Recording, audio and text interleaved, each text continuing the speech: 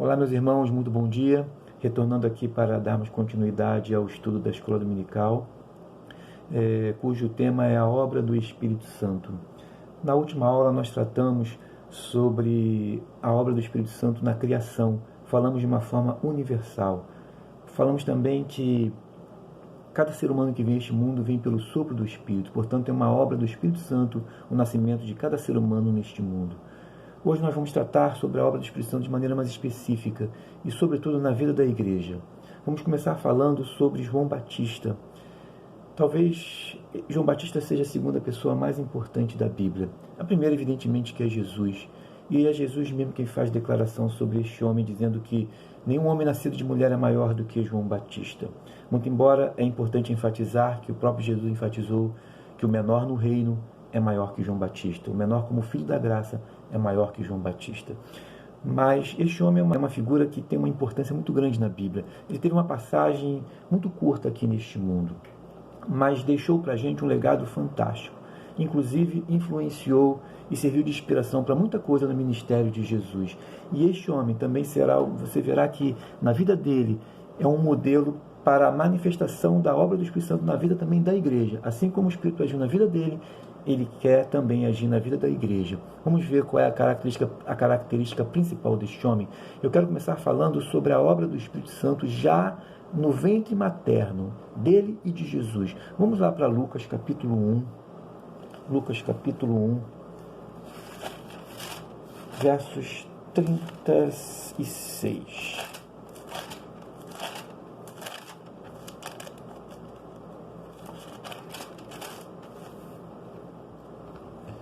Verso 39, 1:39, diz assim: Naqueles dias, dispondo-se Maria, foi apressadamente à região montanhosa, a uma cidade de Judá. Entrou na casa de Zacarias e saudou Isabel. Ouvindo esta saudação de Maria, a criança lhe estremeceu no ventre. Então Isabel ficou possuída do Espírito Santo e exclamou em alta voz: Bendita és tu entre as mulheres, e bendito o fruto do teu ventre. E de onde me provém que me venha visitar a mãe do meu Senhor? Pois logo que me chegou aos ouvidos a voz da tua saudação, a criança estremeceu de alegria dentro de mim. Bem-aventurada a quem creu, porque serão cumpridas as palavras que lhe foram ditas da parte do Senhor. Isto aqui é tremendo. O poder do Espírito Santo já na vida dos bebês. Porque, meu irmão, na ótica natural das coisas, isso jamais poderia acontecer. Uma criança ainda, como diz o salmista, no Salmo 139, ainda em formação, ainda informe, tu me observavas ainda quando eu estava no ventre da minha mãe, de maneira informe, está sendo formado ainda. É impressionante como que o poder do Espírito Santo se manifesta nesta hora para haver identificação. Não tinha como esta criança, João Batista, perceber que o Mestre, o Messias, estaria ali em Maria, se não fosse pelo poder do Espírito Santo. Então, quando este encontro aqui entre Maria e Isabel, e a cena que você está observando aqui, e que Lucas faz questão de registrar, é impressionante que só ele quem registra, porque está escrevendo para os gregos, e os gregos gostam de coisas impressionantes, e o que ele está relatando é extremamente impressionante. E a marca deste ato impressionante que a gente vê é exatamente quando Isabel, revelada pelo Espírito Santo, diz o texto que ela fica cheia do Espírito Santo, tomada por ele, ela percebe que o seu bebê identificou-se com o bebê de Maria. Na verdade, uma reverência, é impressionante, é um ato de reverência, porque é exatamente isso que vai marcar a vida de João Batista, uma pessoa reverente em relação àquele que haveria de vir depois dele, que é Jesus. Ele vem antes de Jesus, mas ele reverencia Jesus, se humilha, onde ele se retira para deixar que Jesus entre em cena. Então aqui é um ato de reverência, é um ato já de adoração de João Batista para com a figura do Messias. Porque a vida de João Batista vai ser marcada exatamente por isso, meu irmão, minha irmã, pela humildade. Porque esta é a marca que eu falei lá no início, que serviria de modelo para a vida da igreja, a humildade de João Batista. E João Batista vai crescer e ele vai se destacar. A mensagem dele vai ser bastante provocadora para Israel. E é interessante que ele não vai até as multidões, mas as multidões vão até ele, pessoas importantes também vão até ele. O texto fala que soldados também romanos iam até ele, os fariseus iam até ele, a população ia até o deserto. Ele era tão famoso que as pessoas iam lá. Alguns iam exatamente para provocar e tentar já observar o que ele pregava, porque já temiam pelo sucesso de João Batista. A presença do Espírito Santo na vida de João Batista é tão forte que ele reconhece a sua posição ante aquele que haveria de se revelar, que no auge de sua fama ele se recolhe. Olhem só o que está escrito aqui em Lucas 3, 15 e 16. Lucas 3, verso 15 e 16. Estando o povo na expectativa, discorrendo todos no íntimo a respeito de João, se não seria ele, porventura, o próprio Cristo, disse João a todos: eu, na verdade, vos batizo com água, mas vem o que é mais poderoso do que eu, do qual não sou digno de desatar as correias de suas sandálias. Reparem a sua humildade, né? No ato do batismo de Jesus, isso é extremamente impressionante. Vamos lá para Mateus 3, quero ir com vocês lá para Mateus 3.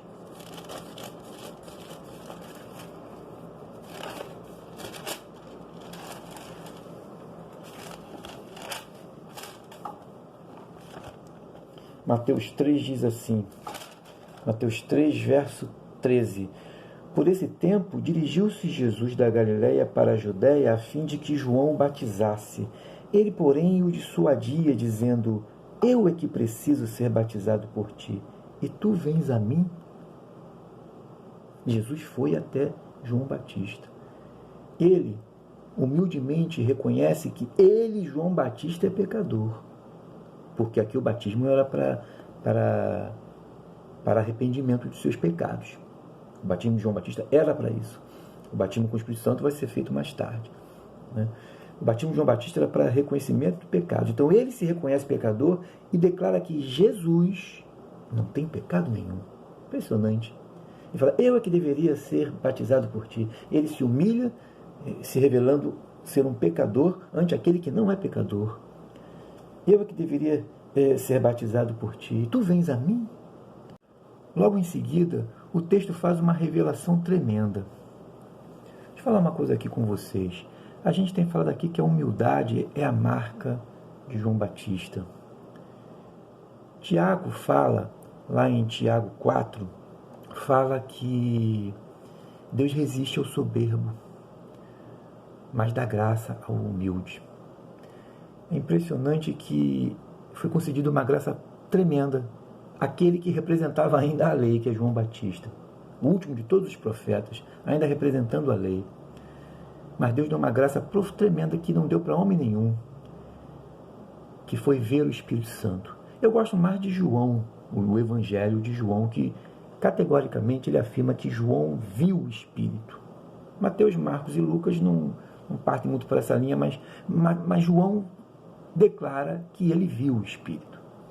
Mas vou prosseguir no texto, de fato, como aqui, sendo João tendo visto. Muito embora não há uma revelação clara como a de João, mas o texto aqui de Mateus e Marcos e Lucas não negam que João foi quem viu o Espírito, né? Olha só. Batizado Jesus, saiu logo da água, e eis que se lhe abriram os céus, e viu o Espírito de Deus descendo como pomba. Aqui está a graça. Deus concedeu a graça a João Batista, conforme mais de maneira muito explícita fala João. Vamos lá para João capítulo 1, lá em João, ó, conforme João diz de maneira muito explícita sobre isso aqui.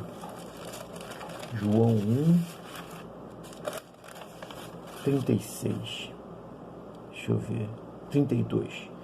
E João testemunhou, dizendo: vi o Espírito descer do céu como pomba e pousar sobre ele. Eu quero que vocês entendam uma coisa sobre a visão de João. Vi o Espírito pousar como pomba. Primeiro que ele não viu nenhuma pomba. Ele coloca aqui como pomba. A suavidade do pouso de uma pomba. É a suavidade da pomba. Não importa a visão de João Batista, né? A visão de João Batista, ele quem viu. A graça foi concedida a ele, ele mesmo coloca isso, João coloca isso. Vi o Espírito Santo descer sobre ele. Era para João ver, não era para mais ninguém ver. A visão era de João.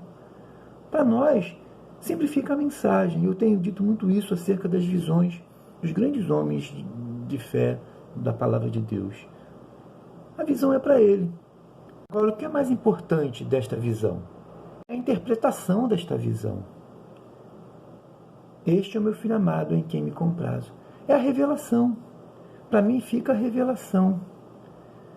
Assim também foi com relação a Paulo. Paulo, quando estava a caminho de Damasco para perseguir e prender os irmãos da igreja, ele teve a visão de Jesus. Somente ele viu Jesus, porque não era para ninguém mais ver Jesus. A visão era para Paulo. A revelação era para ele, da pessoa de Jesus. Mas todos ouviram a voz: Saulo, Saulo, por que me persegues? Portanto, a visão são para essas pessoas, para esses grandes homens de Deus. A visão tem o endereço certo. Para nós cabe a mensagem. Para nós cabe o testemunho. Porque a palavra que fica, este é meu filho amado em quem me comprazo, é Deus testemunhando acerca de Jesus como filho amado. É o testemunho vindo da boca de Deus, direto da boca de Deus. Portanto, meus irmãos, não temos que ficar preocupados com a descrição da visão, pois elas são para aquelas pessoas. Foi para o endereço delas. Para mim, cabe a mensagem. Portanto, eu vejo muitas pessoas se impressionarem. Por que não acontece comigo? Por que eu não vejo que a Bíblia, as pessoas, os grandes heróis viram tantas coisas? Eu tenho certeza que você vê também, meu irmão. E pouco importa também isso. Agora, o que eu tenho que extrair dela é a mensagem. O que fica para mim é a mensagem. Então, a visão de João foi perfeita. Vi o Espírito descer como uma pomba, que é a marca do ministério do Espírito Santo na vida de Jesus. E vai ser também a mesma marca na vida da igreja. A partir de agora, eu quero tratar com vocês sobre a obra do Espírito Santo na igreja. Eu quero viajar com vocês agora lá para o livro de João. Vamos lá para João. No finalzinho do capítulo 13, Jesus já começa a fazer seu discurso de despedida. Vamos ver a partir do verso 33. João, verso 33, ele diz assim: Filhinhos, ainda por um pouco estou convosco, buscar-me-eis. E o que eu disse aos judeus, também agora vos digo a vós outros: para onde eu vou, vós não podeis ir. Pedro não entende e o questiona. E então lá no verso 36, inicia dizendo assim: Senhor, para onde vais? Respondeu Jesus: para onde vou? Não me podes seguir agora, mais tarde, porém, me seguirás. E Jesus está deixando claro aqui, com certeza, ele está profetizando sobre que tipo de morte Pedro teria, uma morte de martírio, não só Pedro, como a maioria dos apóstolos, dos discípulos. Porque ele fala, mais tarde, porém, me seguirás, porque o caminho que Jesus está para seguir é um caminho de puro sofrimento a partir de agora. Ele vai explicitar isso melhor no capítulo 14. A gente está diante de um cenário aqui profundamente triste ao mesmo tempo. O momento é um só. A partir do capítulo 13, eles se reúnem no cenáculo. E no cenáculo, nesta sala grande, acontece muita coisa. Ali Jesus lava os pés dos discípulos. Ali Jesus faz revelação sobre Judas que o trairia. Ali Jesus faz revelação que Pedro também o trairia. Está aqui, ele está colocando isso aqui mais abaixo. A gente não leu, mas se você for ler nesse pedacinho que a gente acabou de ler, você verá que ele revela isso para Pedro. Então é um momento de muita tristeza, de profunda tristeza. Jesus também se angustia, tem um versículo no capítulo 3 aqui, um pouco antes, lá no verso 21. Ditas estas coisas, angustiou-se Jesus em espírito. É um momento, de fato, de muita tristeza e angústia. Por quê? O caminho que Jesus está para seguir, é exatamente isso que ele estava tentando falar para Pedro, e até afirma que Pedro vai mais tarde seguir este caminho, e com certeza não é só ele, os demais também, os apóstolos, os discípulos, e todos aqueles que foram martirizados ao longo da história da igreja, mas o momento que Jesus está para seguir é o caminho da humilhação, da angústia, de sua agonia, e também de sua exaltação, porque a partir do capítulo 14 isso fica mais claro para a gente, que a gente vai ver agora. O primeiro versículo diz assim: não se turbe o vosso coração, credes em Deus, crede também em mim. Ora, a expressão não se turbe o vosso coração soa como um consolo aos discípulos depois de tanta revelação.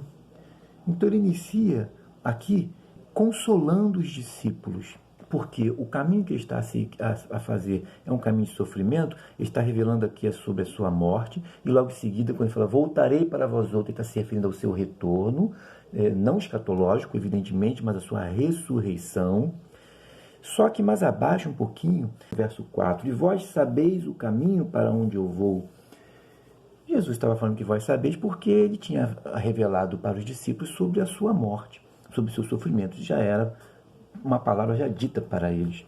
Mas Tomé ainda não entende. Ele fala: Senhor, não sabemos para onde vais, como saber o caminho? O caminho que ele está falando aqui é o caminho de sofrimento que ele vai dar agora. Ele é o caminho. Jesus fala: eu sou o caminho, a verdade e a vida.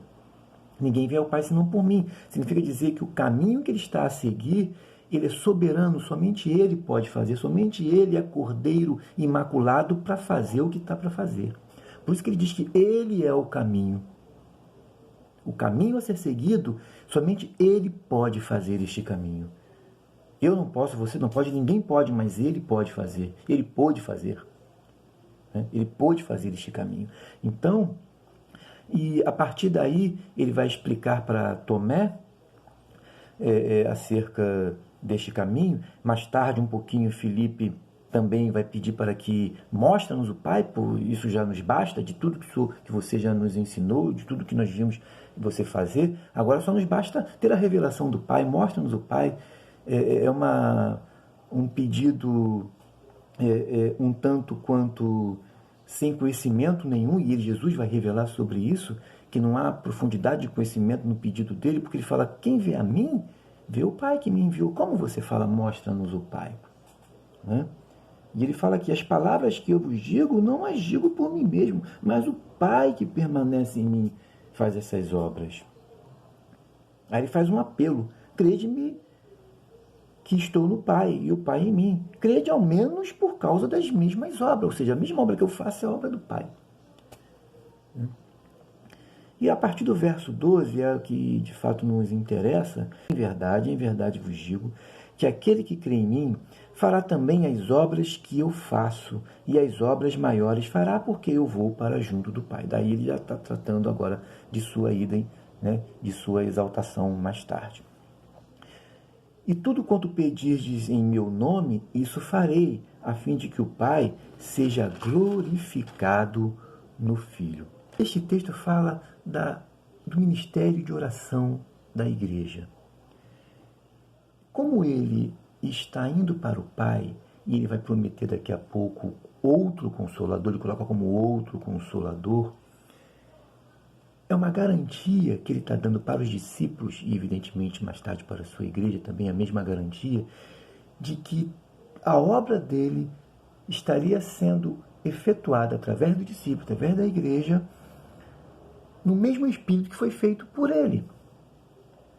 Não só de dedicação, como de cumprimento, porque o interesse do Pai em dar continuidade à execução da obra do reino de Deus permanece. Não vai ser encerrado. Quando ele for para o Pai, de forma definitiva, isso não será encerrado. E para que isto aconteça, do mesmo modo como ele fez, como ele diz até que faríamos muito mais obras, porque ele vai para o Pai, ele só teve 3 anos apenas de ministério, seu ministério durou 3 anos. o que ele nos dá garantia é o próprio nome dele. Assim como o Pai está em mim, ele vem falando isso, explicou isso para Filipe, assim como o Pai está em mim, eu agora estarei em vocês, através da pessoa do Espírito Santo. Por isso que mais tarde vai dizer, eu e o Pai viremos e faremos morada nele. Aí você entende que a morada que ele está se referindo lá no versículo 1 somos nós. A morada sou eu, a morada é você. Então, ele está indo numa construção para que haja entendimento por parte dos discípulos, é necessário também que haja esse mesmo entendimento em nós, porque este versículo tem sido muito usado de maneira muito errada. É óbvio que Jesus está deixando claro aqui que tudo quanto você pede ao Pai, e você faz isso em nome de Jesus, evidentemente, porque foi Ele quem nos outorgou isto, mas não é para fazer como o próprio Tiago faz essa observação. Pedis e pedis mal. Vocês nada têm, porque pedis e pedis mal, porque pedis para o vosso deleite. E, na verdade, a igreja, como eu falei anteriormente lá no livro de Romanos, é pedinte demais.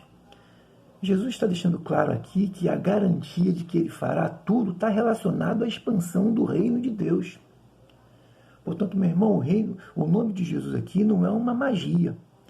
Isso aqui, quando ele diz em nome de Jesus, como se fosse uma fórmula mágica, não é assim.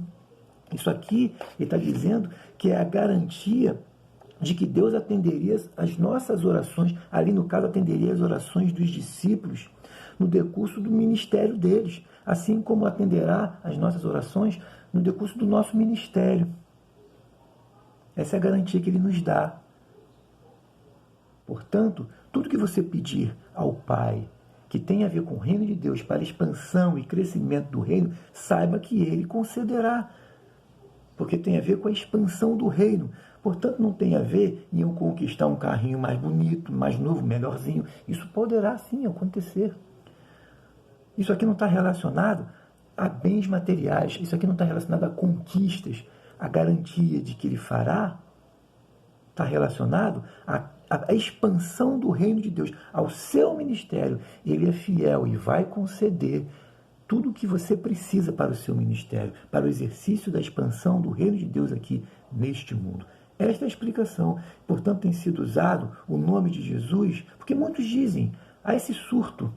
Bom, a palavra diz claramente, tudo quanto pedis em meu nome, eu vou pedir. Esse tudo aqui é, sobretudo, relacionado à expansão do reino de Deus, ao ministério, à continuidade do ministério do Espírito Santo na vida da igreja, que anteriormente fora na vida de Jesus.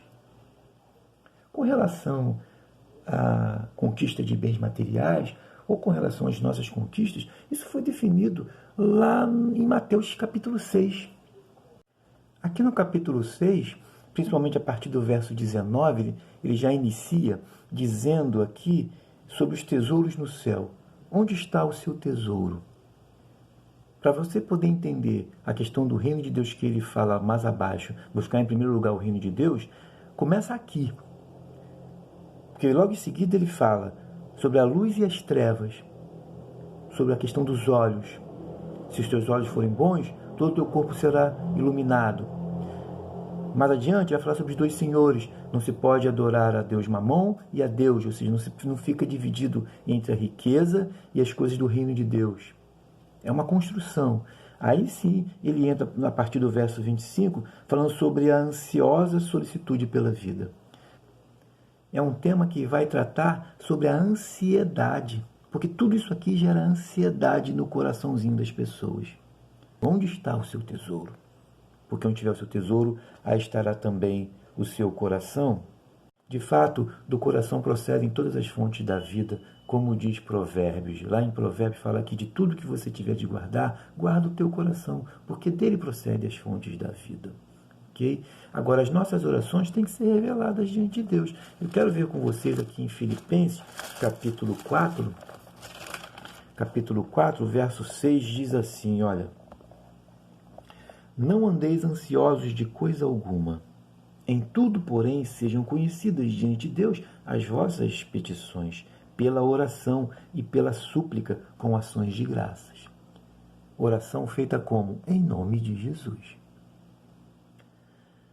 E a paz de Deus, que excede todo entendimento, guardará o vosso coração e a vossa mente em Cristo Jesus. A nossa mente, o nosso coração serão guardados como? Sobretudo, através do operar do Espírito Santo na nossa vida. A nossa mente é um mundo real. O que se passa por dentro de nós é um mundo real. Muito embora eu não veja, você não vê, mas Deus viaja por este mundo. O mundo físico nós vemos, mas aquilo que está por dentro de nós, só Deus pode esquadrinhar. Só Deus pode viajar por dentro de nós. Mais do que nós mesmos. E olha só, como que Jesus também faz uma observação acerca deste mundo que existe dentro de nós. Ele fala assim, eu vejo o que foi dito, não adulterarás. Eu, porém, vos digo, qualquer que olhar para uma mulher de maneira impura, com intenções impuras no coração, em verdade vos digo que já cometeu adultério com esta mulher.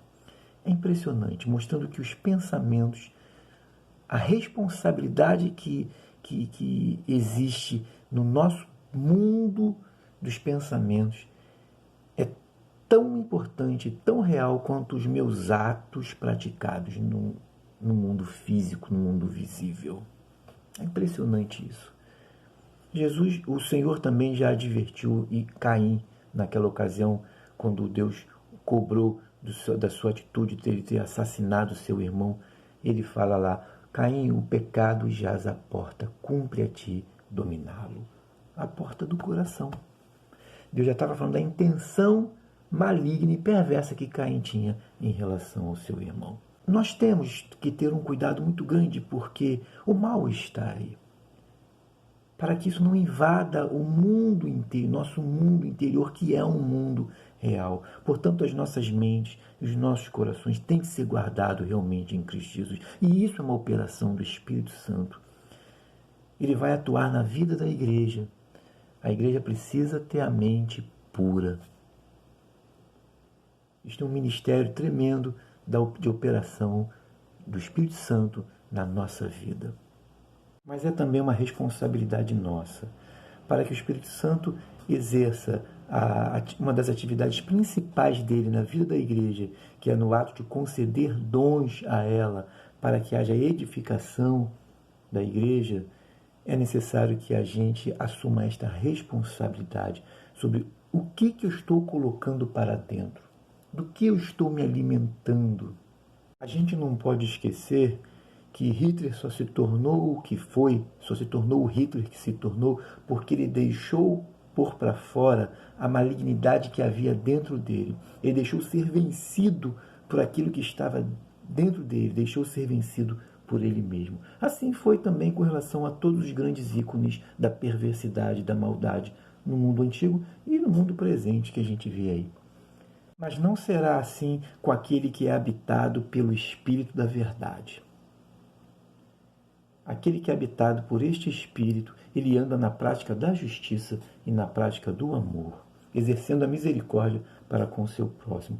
Isto é uma operação do Espírito Santo na vida de todo aquele que crê.